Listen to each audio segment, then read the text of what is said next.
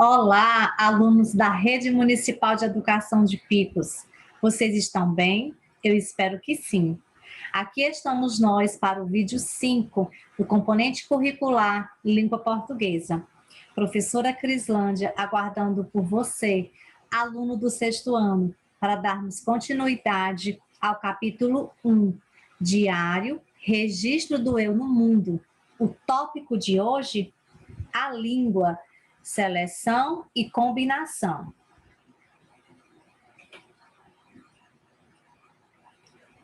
Na aula passada, nós vimos que são várias as formas de nos comunicarmos. E são essas formas de comunicação que vão determinar a língua e a linguagem que o interlocutor ou os interlocutores utilizarão. É por isso que na língua nós necessitamos dessa seleção e combinação. Tomemos como exemplo o futebol. Lá no futebol, o cartão vermelho é um elemento usado para indicar que um jogador foi expulso da partida.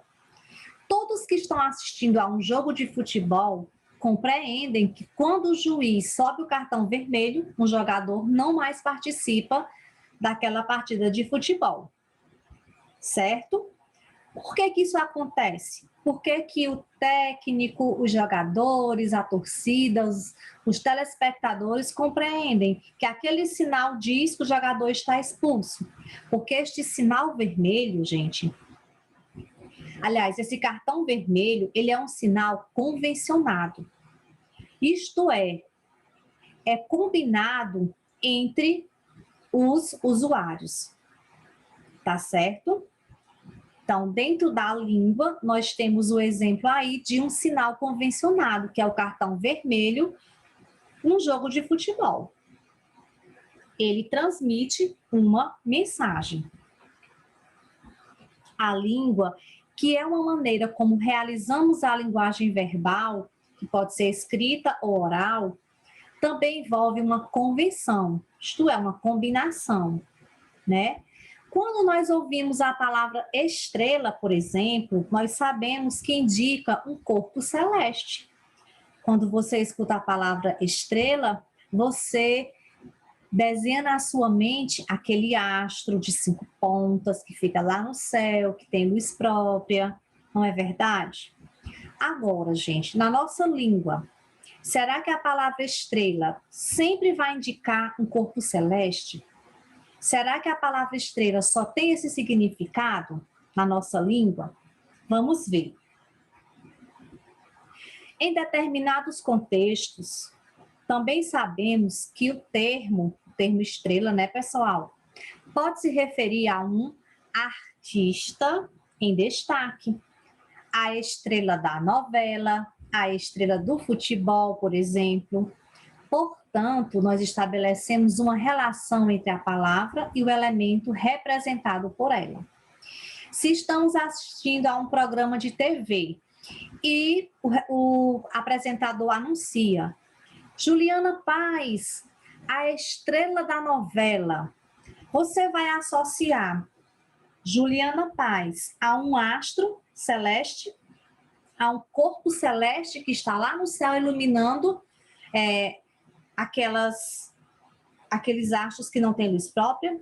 Não, você vai entender que estrela aí é uma artista renomada, em destaque na novela, na TV.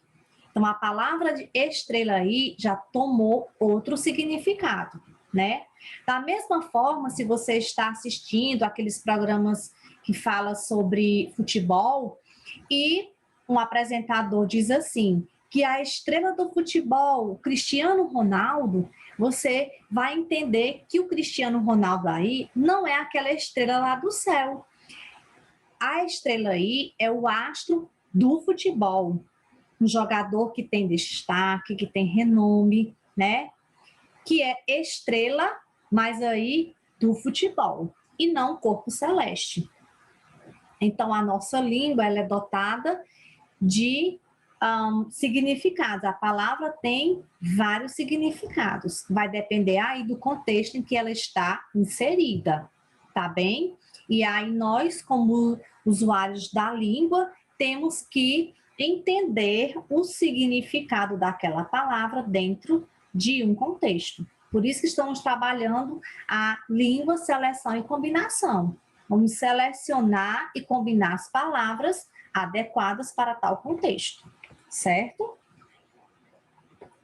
Para ser considerado falante de uma língua, entretanto, não basta conhecer o conjunto de palavras que a compõem e os sentidos que podem expressar. Ou seja, pessoal, para eu me considerar um falante da língua portuguesa, não basta que eu saiba o que é um substantivo, o que é um verbo, o que é um pronome, o que é um artigo e o sentido que essas palavras expressam. Eu preciso dominar a gramaticalidade. O que é isso, professora? Gramaticalidade.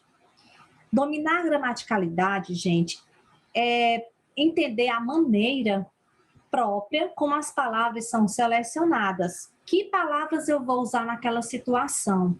Como elas serão combinadas para formar as frases e os textos? Se eu pegar essa gravura que eu tenho no meu slide, eu posso montar um texto com ela, né? Um texto frasal. Posso dizer assim: o garoto lê um bom livro. Eu selecionei palavras que, para esse contexto, foram adequadas e organizei, eu combinei de forma que o receptor, a pessoa que está me ouvindo, entendeu a minha mensagem. O garoto está lendo um bom livro. Se eu usar essas mesmas palavras em outra ordem, que não esteja organizada e com sentido, eu não conseguirei transmitir uma mensagem. Se eu colocar assim, livro, ó, bom, garoto, lê. Essas palavras estão organizadas? Elas estão combinadas? Não. Eu até acertei nas palavras que são utilizadas no contexto, mas eu não consegui combinar e eu não consegui transmitir uma mensagem. Olha aqui o que nós temos do livro de vocês, tá, pessoal? Você veja o que acontece com esse personagem da tirinha do cartunista paraense José Aguiar, retirada aí do livro didático de vocês. Na tirinha, nós temos o primeiro quadrinho que diz assim, a fala do personagem: ando meio confuso. Você sabe o que é ando, você sabe o que é meio e você sabe o que é confuso, né? Então, você conhece essas palavras, elas foram selecionadas e elas estão combinadas. E a imagem completa o sentido dela. Percebam que o homem está assim, ó, com a mão no queixo, olhando assim, distante, e algo está acontecendo com ele que ele não está entendendo, está deixando ele confuso, certo? Então, as palavras aí são selecionadas, são combinadas e têm sentido.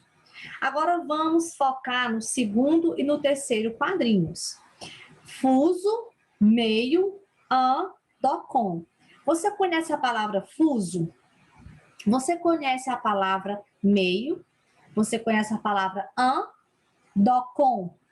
São palavras que você percebe que elas não têm sentido, né? Elas não constroem aí uma relação de sentido, elas não têm uma combinação, elas não passam uma mensagem. As palavras, elas estão embaralhadas, né? Elas estão desorganizadas. No terceiro quadrinho, confuso, ando meio. Até que você conhece as palavras, porém elas não estão combinando, né? Elas não estão combinando.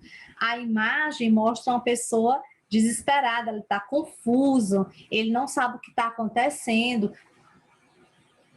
Ele está tão confuso que ele se atrapalhou até na hora de organizar essas palavras. Então, veja, o livro de vocês pergunta assim: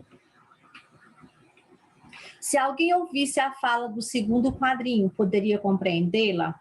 Por quê? Quando ele diz fuso, meio, an, do, com.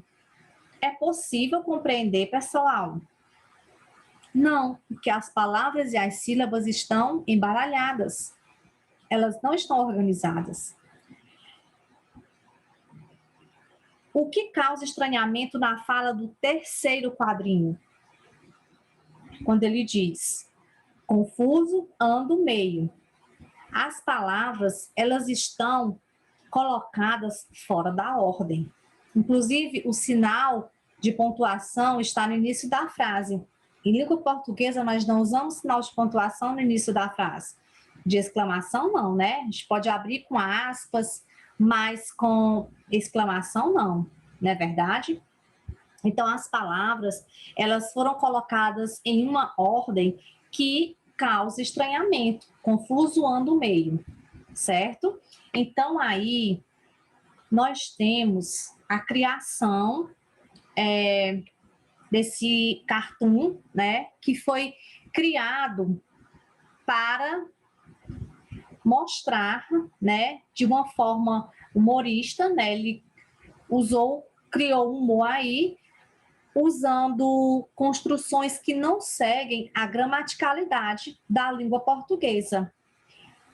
E, por isso, expressam um sentimento de confusão. Ele cria, assim, de uma forma bem humorística, para mostrar que o personagem está tão confuso com a situação em que ele está vivenciando que sequer conseguiu construir, né, frases ordenadas que passassem um sentido coerente, né?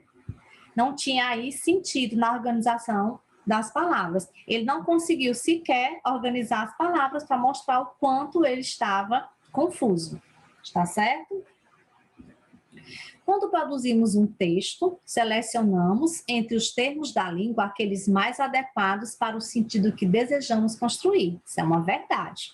Quando nós vamos construir um texto, né, nós selecionamos os termos que são adequados na língua, porque nós desejamos construir ali um sentido.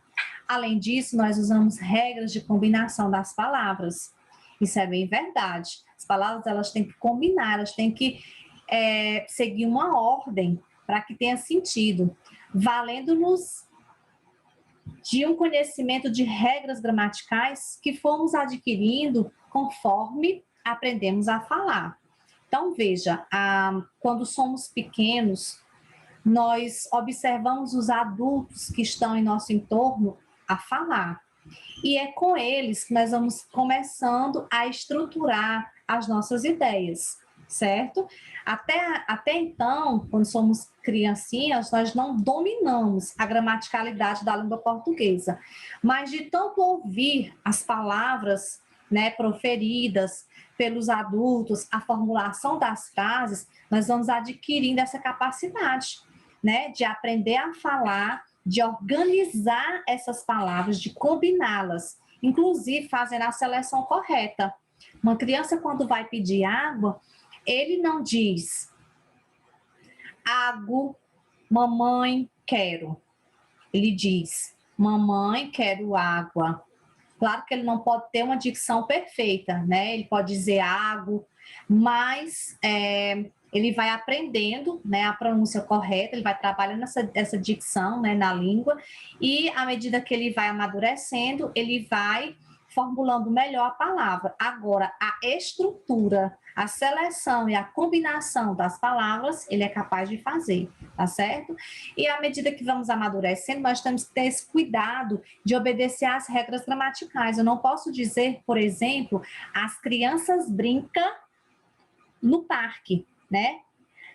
As crianças brincam no parque. O verbo concorda com o sujeito a que ele se refere. Eu não posso dizer o carro velha, né? O carro velho. Não posso dizer o casa amarelo, a casa amarela. Há aí uma combinação. Tem que haver uma regra, né, gramatical à medida que formos construindo nossos textos, certo? Então, pessoal, o que é língua? A língua é um conjunto de palavras selecionadas e combinadas para formar enunciados, isto é, construções dotadas de sentido. Por se tratar de um recurso de comunicação e de um fenômeno cultural, a língua varia de acordo com o contexto histórico, social e de uso. Nas aulas seguintes, nós vamos trabalhar essa questão da variação, né, linguística, que vai depender do contexto histórico e social do usuário, tá bom? No momento, você tem que saber que a língua é um conjunto de palavras que nós nos valemos, né, para combinar e criar enunciados, construções com sentido. E é chegada a hora da atividade. Sugiro aqui que vocês respondam as páginas 38 e 39 do livro de língua portuguesa, né, de vocês. Espero que vocês tenham compreendido direitinho e que façam o aprofundamento com o professor de sala, está bem? Deixo aqui um abração para você e até o nosso próximo encontro.